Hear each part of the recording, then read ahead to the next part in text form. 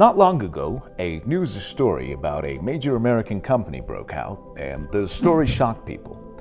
It was found out that the employees were peeing in empty bottles because they were worried they'd be punished for taking too many breaks if they took the time to go to a restroom. Many employees worry about losing their job so much that they don't take breaks. Did you know, for instance, that only 28% of Americans are planning to max out their vacation this year? Wondering why?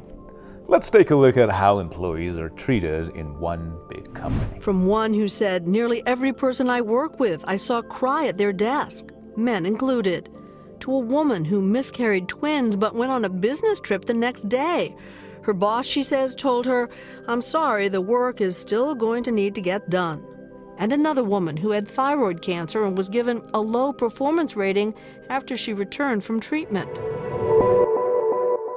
But who decides what the employees deserve? So long as they accept the job, they should put up with the conditions, right? Well, that's not what certain traditions agree with, even those with books revealed hundreds of years ago. According to Islam, employers are not above their employees. Both are human and creations of God. So it's God who decides what their rights are. These rights are not to be violated regardless of how available the employees are, which is what many employees face nowadays. These are just some of the thousands of farm workers who are on strike in the valley of San Quintin in the northern state of Baja California.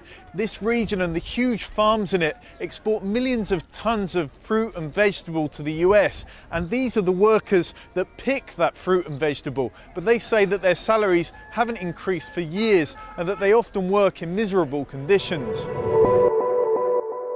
In Islam, having an independent business and being self-employed is preferred. But for those who choose to work under an employer, certain rights and responsibilities are applied. The first employee right starts before the work starts, and that is the right to a contract. Muslims are strongly advised to make contracts in the presence of a witness and to abide by the contracts. What goes in the contract is decided by both parties and must be finalized before the work is started. The employees also have the right to insurance in two ways. One type of insurance has to do with injuries they've suffered during the work. Another type is to be provided for in old age.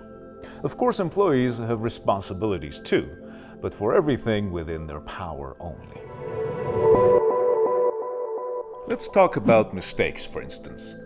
What if you accidentally damage something at work? Your wage should be reduced to compensate for your mistakes, right? Wrong. Islam does not allow for that. People are human and make mistakes, and so long as they work, they need to be paid. Even the time of payment is mentioned in Islam. Prophet Muhammad has famously said, "Give the worker his wages before his sweat dries." Now, monthly payments are also permissible if that's what both the employer and employee have agreed upon, but the payment must never be delayed beyond the appointed time. Think employers will go broke if they offer these benefits? Look up the gross income of major companies and think again. See how much the richest employers make every single hour. But Islam's way out prevents money from circulating in the hands of the few. Long before the workers' unions and other groups pushing for employee rights, Islam decided that an employee's pay is to be decided by the benefit of their work, not the profit of their employer. Do all Muslim employers care? Those who believe in the afterlife do. As Prophet Muhammad said, "One who exercises his authority and power in an unjust way will not enter paradise." There's dignity in working. Prophet Adam was a farmer, Noah a carpenter, and Moses a shepherd. But how much and how hard should one have to work?